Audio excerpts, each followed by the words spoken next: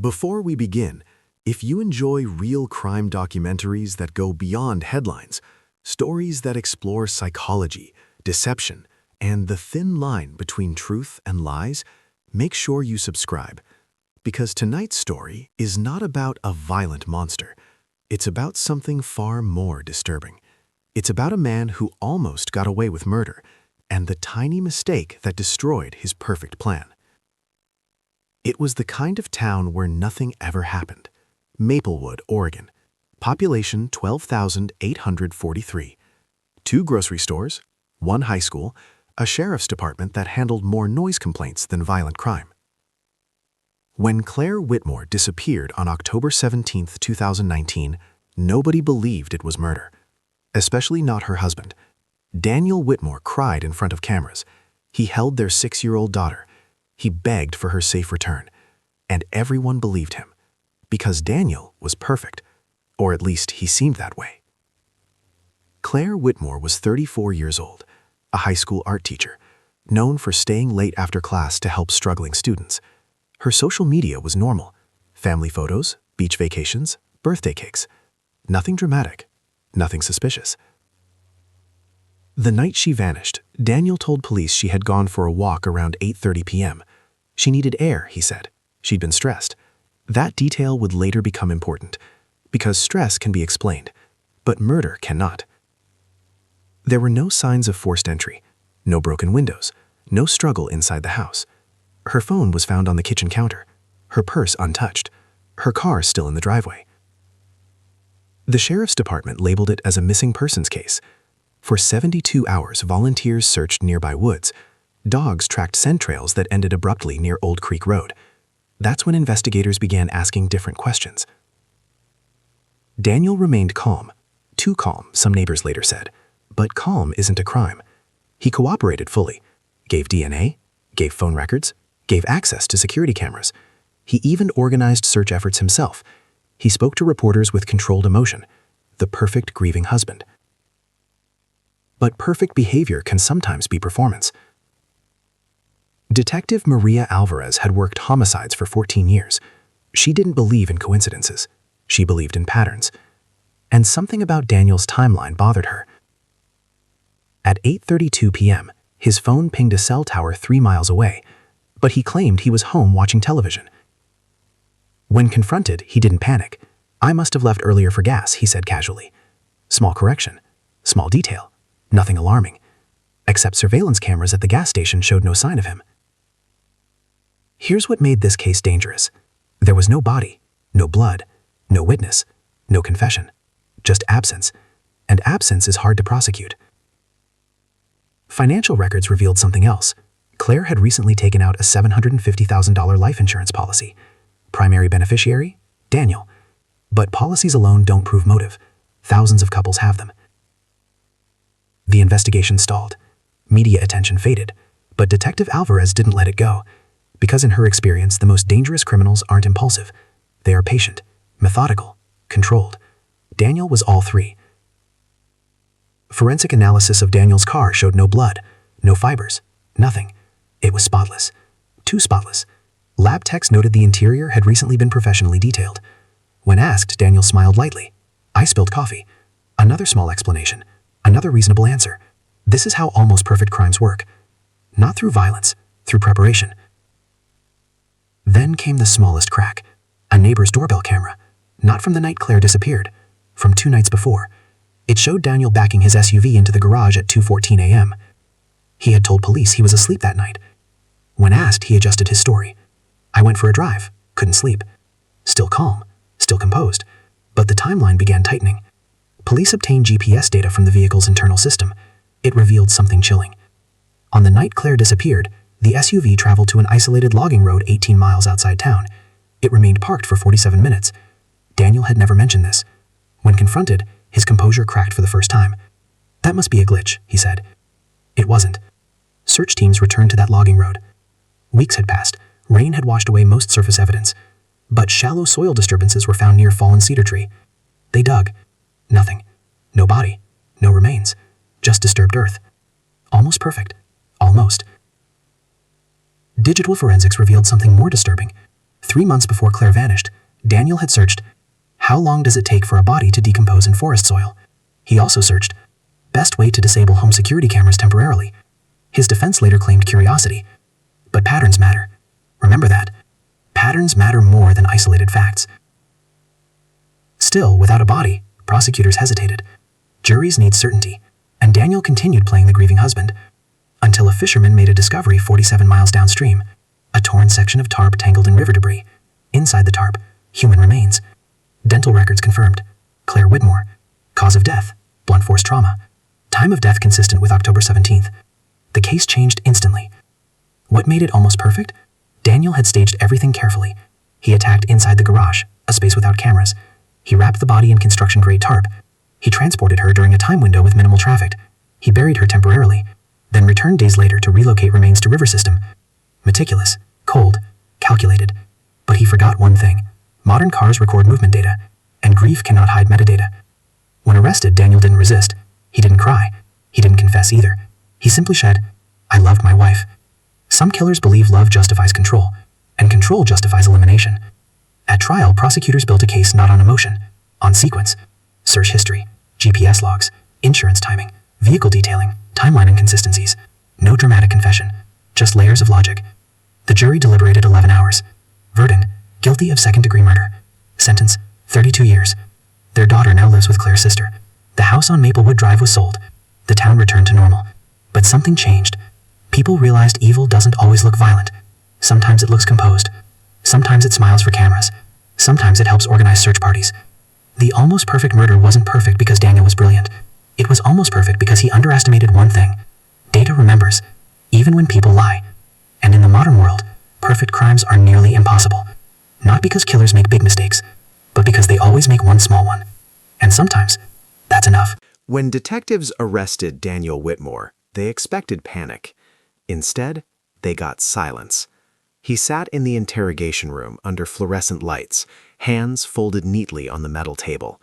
No shaking, no tears, no anger, just patience.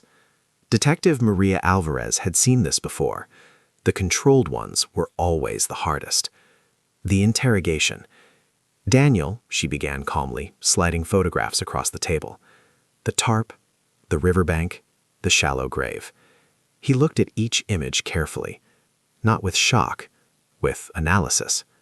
"You're making a mistake," he said quietly. "Am I?" Alvarez replied. She turned the screen toward him. GPS data. Timestamp, October 17th, 9:12 p.m. Location, Old Creek Logging Road. He stared for 3 full seconds, then leaned back. "That doesn't prove murder." He was right. Not yet. The psychology of control. Daniel Whitmore wasn't impulsive. He was structured. Former financial analyst, obsessed with routine, tracked expenses in spreadsheets, scheduled vacations 6 months in advance, even labeled storage boxes by season. Control was his comfort. Claire, according to friends, had changed recently. She had started talking about independence, about going back to graduate school, about possibly separating. That word, separating. For someone like Daniel, separation doesn't feel like distance. It feels like loss of ownership. And ownership, in his mind, was love. The secret email. Forensic texts discovered something hidden, a draft email saved in Claire's account, never sent. It read, "I'm scared of how angry he gets. I don't think he would hurt me, but sometimes I see something in his eyes I don't recognize." The email was addressed to her sister, time-stamped 3 weeks before her death. That email changed everything. Now this wasn't about insurance. It was about escalation. The night of the murder, reconstructed. Based on forensic analysis and digital data, investigators pieced together a chilling timeline. 8:07 p.m., Claire texts a colleague about grading papers. 8:18 p.m., home Wi-Fi shows both phones connected. 8:24 p.m., garage door sensor activates. 8:26 p.m., sudden spike in audio decibels captured on smart home assistant. 8:29 p.m., Claire's phone disconnects permanently. 8:32 p.m., Daniel's SUV leaves property. No neighbors reported screams. Garage doors are soundproofed better than most bedrooms. Inside that space, something violent happened. Forensics later found microscopic blood traces beneath epoxy flooring. Cleaned, but not perfectly.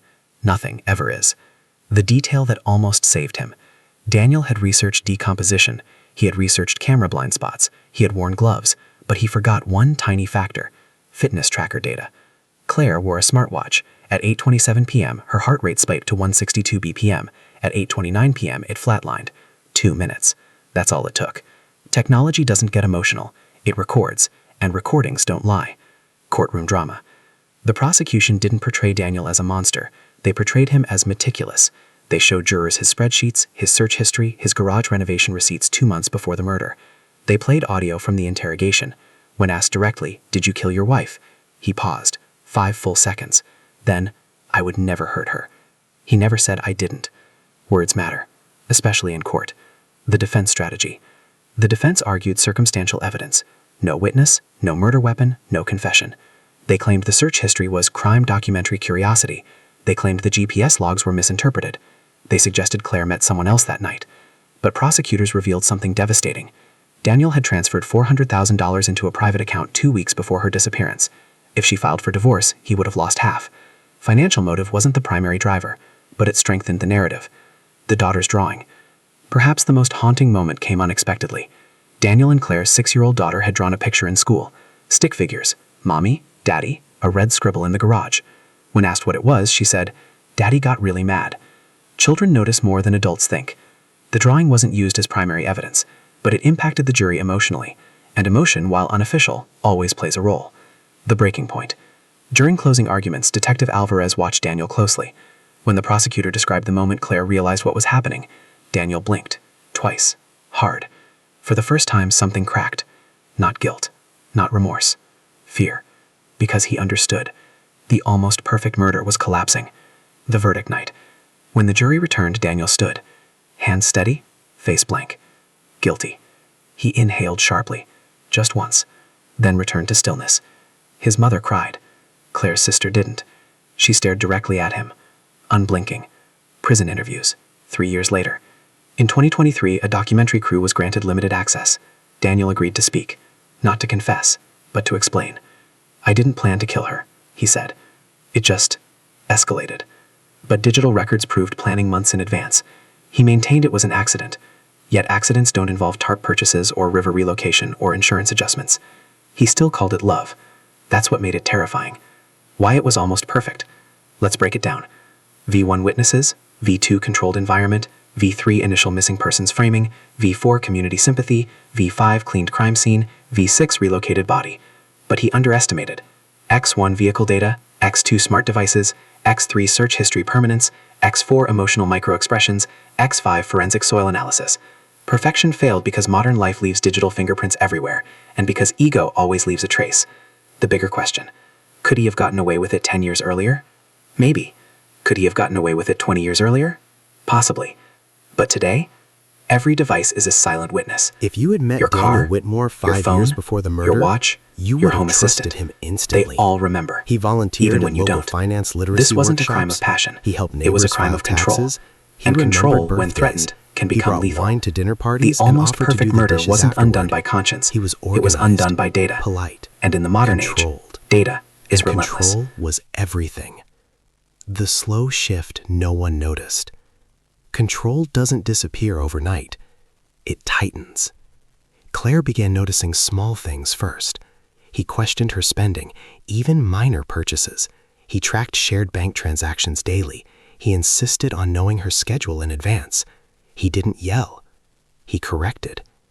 "Just tell me before you make plans. Why didn't you mention that colleague?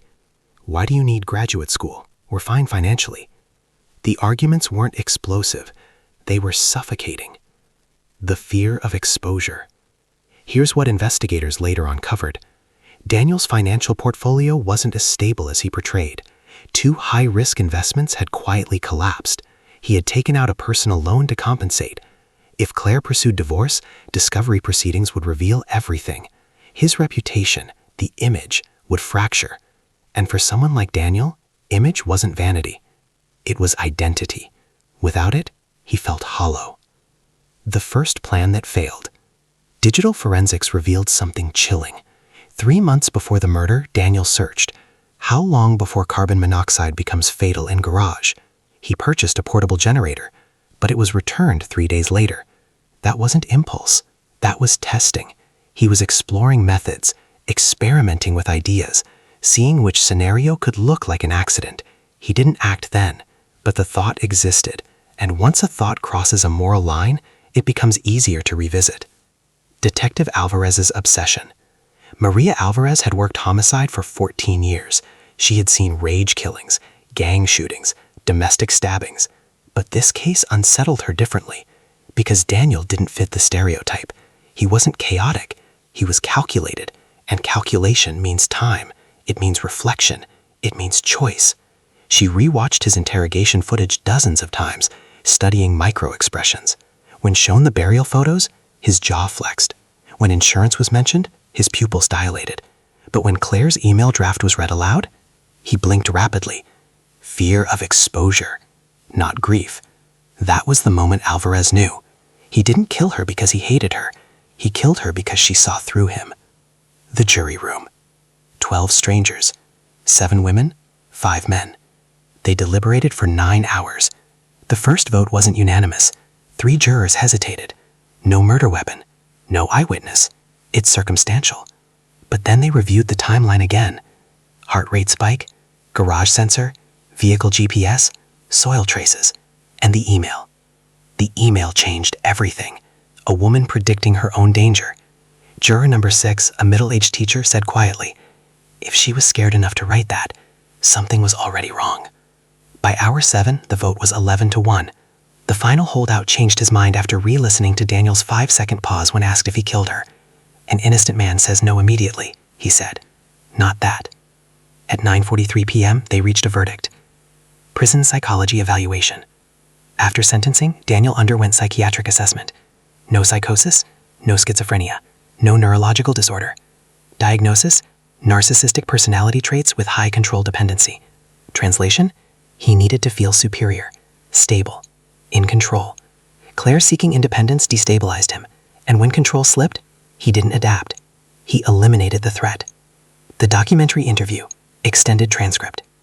Interviewer: do you feel remorse? Daniel: I regret how things unfolded. Interviewer: that's not what I asked. Daniel: long pause. I regret losing my family. Notice the wording. Not I regret killing her. He framed himself as the victim of circumstances. He still does, even now. The detail the public missed. There was one more piece of evidence never highlighted heavily in the media: Daniel's garage floor renovation. Receipts showed he installed a new epoxy coating 6 weeks before the murder. Why renovate a perfectly fine floor? Because epoxy seals porous concrete. Blood seeps into untreated cement. But sealed floors? Easier to clean. He prepared the scene before the crime. That single fact removed all doubt. It wasn't escalation. It was inevitability. Detective Alvarez, personal cost. Cases like this linger. 3 months after conviction, Alvarez admitted something to a colleague. This one makes me check my doors twice. Because Daniel didn't look dangerous. He looked normal, which means anyone could be. That's what unsettled her. Monsters aren't always loud. Sometimes they balance spreadsheets. The daughter. She lives with Claire's sister now. She doesn't remember everything. Children protect themselves by forgetting. But she refuses to draw garages anymore. Teachers noticed. When asked to sketch her home, she leaves that space blank. Silence has shapes, and trauma draws them. Why it still haunts people? Because Daniel almost succeeded. If not for smartwatch data, GPS logs, digital searches, soil forensics, and one unsent email, he would have been a grieving widower, remarried within 2 years, community respected, case cold. That's the terrifying part. Not what he did, but how close he came to getting away with it. The modern reality. Today, every action leaves metadata. Location bings, search queries, sensor triggers, biometric recordings. You may delete history, but servers remember, clouds remember, machines remember. And in murder investigations, memory is everything. The final conversation. Before sentencing, Daniel requested one private conversation with his daughter. Supervised. Recorded. He told her, Daddy made mistakes. Not, Daddy hurt Mommy. Not, Daddy did something bad. Mistakes. Language protects ego. The house is quiet, Even in prison. not silent. The last question. Quiet. If Claire had never written The that kind email, of quiet that only would investigators have suburban pursued neighborhoods motive harder? understand. Or would Distant sympathy have highway shielded him? hum, a dog We'll never barking know. 3 houses away. But one thing is certain. Refrigerator compressor Perfection cycling isn't ruined on by and big off. errors.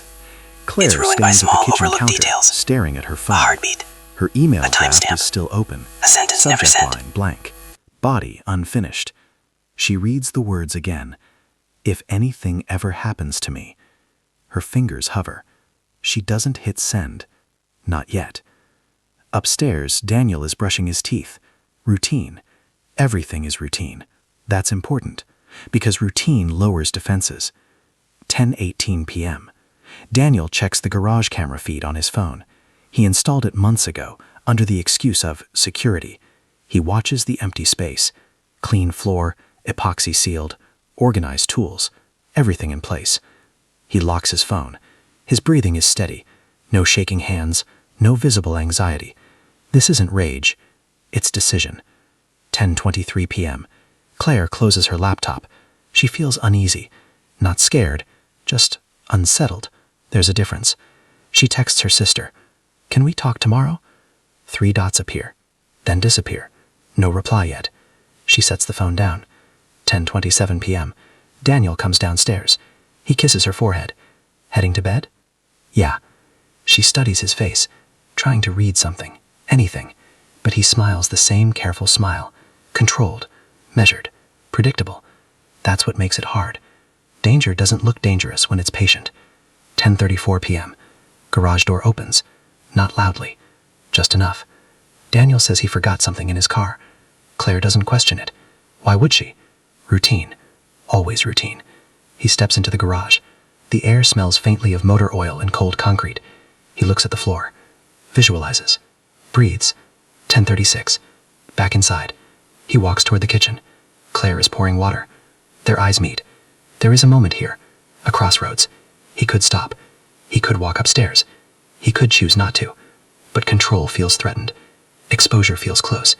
And his identity, that fragile image, feels like it's cracking. So he steps forward. 10:37. We don't know the exact words exchanged, but we know from neighbor testimony there was no screaming, no breaking glass, no loud thud, which means it was quick, likely from behind, likely unexpected. The autopsy later suggests blunt force trauma before asphyxiation. Clinical, efficient, minimized noise. This wasn't chaotic, it was contained. 10:41. Smartwatch registers a spike. His heart rate climbs rapidly, not during struggle, after. Adrenaline, reality setting in. This is the moment where many killers panic. He doesn't. He transitions. 10:44. He drags her body toward the garage. The sealed epoxy floor does exactly what he intended. It doesn't absorb. It doesn't stain. It cleans. He had prepared for this possibility, weeks in advance. Preparation means premeditation. 10:52. Car trunk opens. GPS logs confirm it. The garage door opens again. He places her inside. Carefully. Wrapped. Contained. Organized.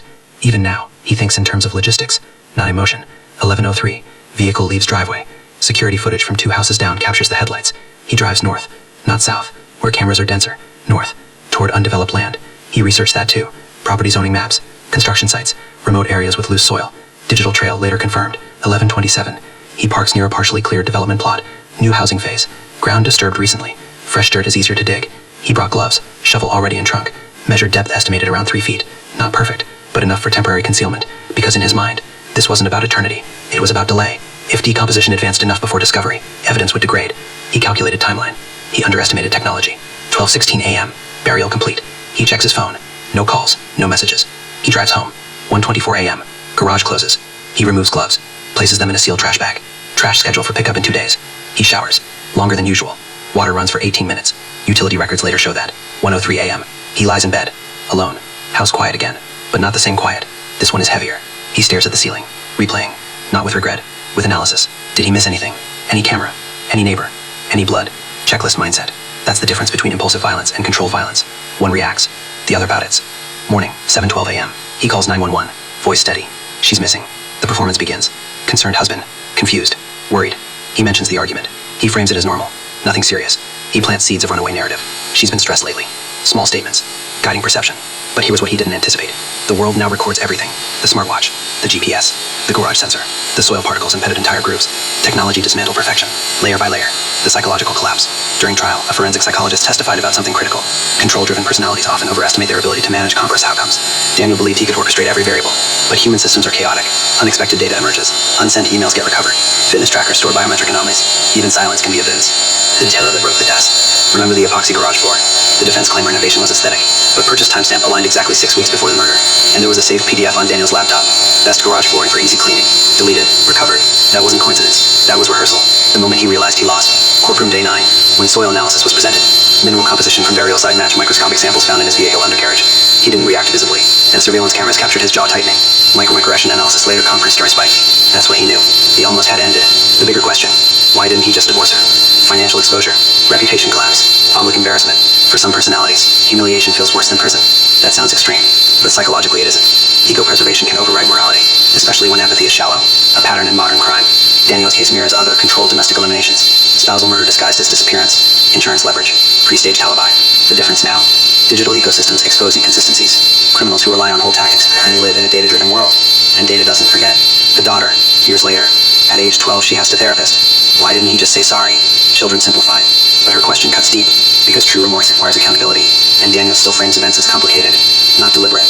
Complicated. Language protects ego until the end. The final layer. There's something else investigators never publicly emphasized. The night before the murder, Daniel transferred a small sum of money into a separate account. Not large enough to flex suspicion, but enough to suggest contingency planning. Control even in aftermath. Backup strategy. Because perfection, in his mind, required flexibility. But perfection failed. Not because he made a big mistake. Because he made small ones. Tiny digital fingerprints. Invisible to him. Obvious to forensics. And here's the uncomfortable truth. If this crime happened in 1995, he likely walks free. No smartwatch. No vehicle GPS. No smart garage sensor logs. No cloud recovery of deleted files. Technology didn't just solve the case. It prevented a future where he remarries, reinvents, and resets. Silence. Withdrawal. Cold observation. Daniel learned early that love was conditional on control. If everything looked perfect, everything felt safe. If something slipped, the temperature of the house changed. Children adapt. Some rebel, some collapse. Daniel optimized. He studied patterns. He predicted reactions. He learned that being impressive meant being protected. Grades perfect, room spotless, voice calm. Inside, anxiety pulsed constantly, but externally, precision. Fast forward, college. Daniel meets Claire in a statistics class. She laughs easily, too easily. She doesn't overthink responses. She forgets things. She's spontaneous. That both attracts and disturbs him. Opposites draw attention, but they don't always balance. Sometimes they expose. Claire sees him as stable, grounded, reliable. He sees her as unpredictable, charming, risky. In the beginning, unpredictability feels romantic. Later, it feels threatening. Marriage intensifies contrast. She leaves mugs in the sink. He aligns them. She speaks emotionally.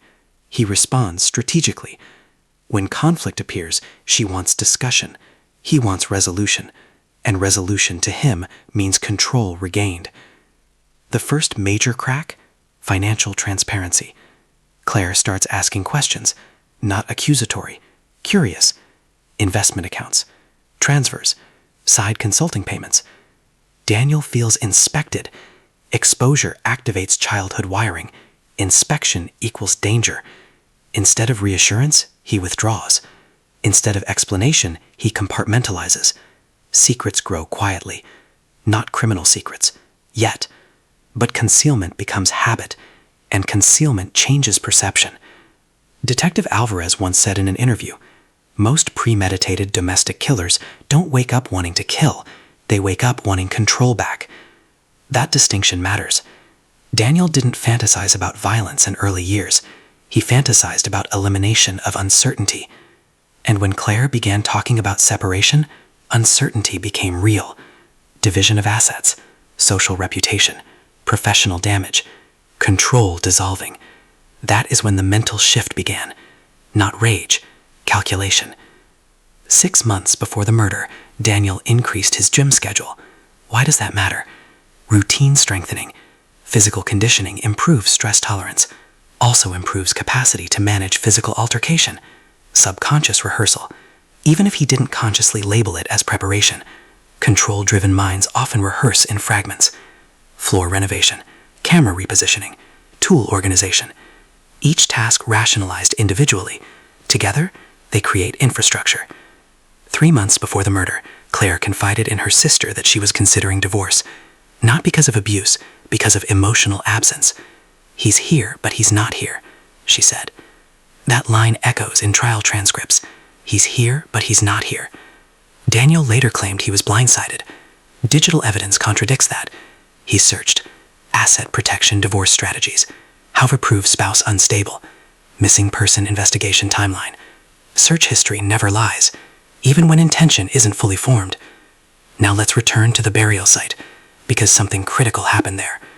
While digging, Daniel paused, phone in hand, flashlight balanced on shoulder. For 18 seconds, he simply stood still. Location data confirms no movement. Why pause? Investigators believe this was the first moment reality pierced abstraction. Planning exists in theory. Execution makes it irreversible. That 18-second stillness is the psychological fracture point. He could still have stopped, called police, claimed accident, spoke truth. Instead, he resumed digging. Once burial completes, narrative control becomes survival.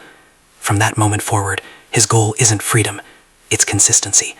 Consistency in story, consistency in tone, consistency in performance.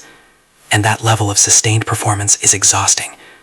Week 1 after disappearance, Daniel gives interviews, measured sadness, no tears, but not robotic, just enough tremble. He uses phrases like, "We just want her home. If anyone knows anything," notice the plural, "we," alignment with community, smart. But something subtle bothered Detective Alvarez. When describing Claire, Daniel used accomplishments, degrees, career, volunteer work.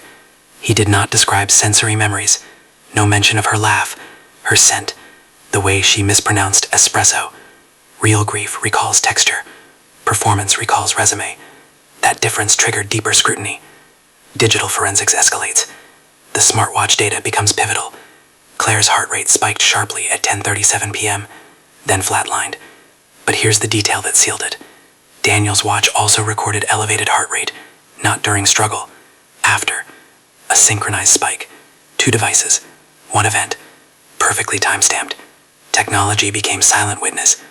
Meanwhile, Daniel begins to unravel internally, not visibly, internally. Sleep reduces to 4 hours, jaw clenching increases. He replays media coverage obsessively. Control-driven individuals struggle most when narrative escapes their grip. Public speculation introduces chaos. Online forums begin theorizing. Some suspect him. He reads every comment. He tells himself he doesn't care, but he does, because perception equals identity, and identity must remain intact. The arrest, it happens quietly. No dramatic chase, no resistance, just a knock, handcuffs, neighbors watching through blinds. In that moment, his greatest fear manifests. Public humiliation, not prison, exposure. The perfect exterior collapses in under 60 seconds. Trial strategy. Defense attempts alternate theory. Claire's staged disappearance. Emotional instability. Possible affair. They introduce fragments of her private journal. Selective excerpts. But prosecution counters with full context. The journal entries reveal frustration, not instability. The narrative control Daniel once wielded now shifts against him. Irony is powerful in court. Now let's address the title, The Almost Perfect Murder. Why almost? Because structurally he minimized physical evidence. Minimal noise, minimal witnesses, minimal forensic contamination. But perfection in modern crime requires digital erasure, and that is nearly impossible. Every app logs, every device syncs, every movement timestamps. He planned like it was 1995. He committed the crime in 2024. That mismatch created failure. But here's something unsettling. If Claire had not owned a smartwatch, if the development site had not been geologically unique, if the garage camera logs hadn't synced to cloud, the case weakened significantly. This wasn't a sloppy killer. It was a slightly outdated one. That's what makes this story terrifying. It wasn't chaos. It was precision defeated by infrastructure. Years later, prison interview. A journalist asks Daniel, "Do you regret it?" Long pause. He responds, "I regret how everything turned out. Not, I regret killing her. Regret outcome, not action. Even now, control language persists. Outcome implies miscalculation, not moral failure. That distinction defines him. And somewhere in therapy sessions across the country, psychologists now use this case to teach about control pathology, premeditation indicators, digital footprint reconstruction, microexpression analysis, and interrogation. Daniel wanted to preserve his image. Instead, he became a case study, the ultimate loss of narrative ownership. But the story doesn't end here, because Detective Alvarez kept investigating something else. She couldn't shake a feeling. 6 weeks before Claire's death, Daniel had withdrawn a modest sum of cash. Unusual pattern. Not large, but inconsistent. Where did it go? No clear paper trail. And then, a storage unit rental. Paid in cash. Short term. Closed 3 days after arrest. Police searched it. Empty. Except for one thing. A folder. Containing printed divorce statutes. And a single handwritten sentence. Control the story. That wasn't planning for murder. That was obsession with perception, which suggests something even darker. If the burial had held longer, if search efforts had slowed, if decomposition had erased more evidence, Daniel might have re-entered society as grieving widower. Remarried. Rebuilt. Reset. That's what almost means. Almost means one variable away from reinvention.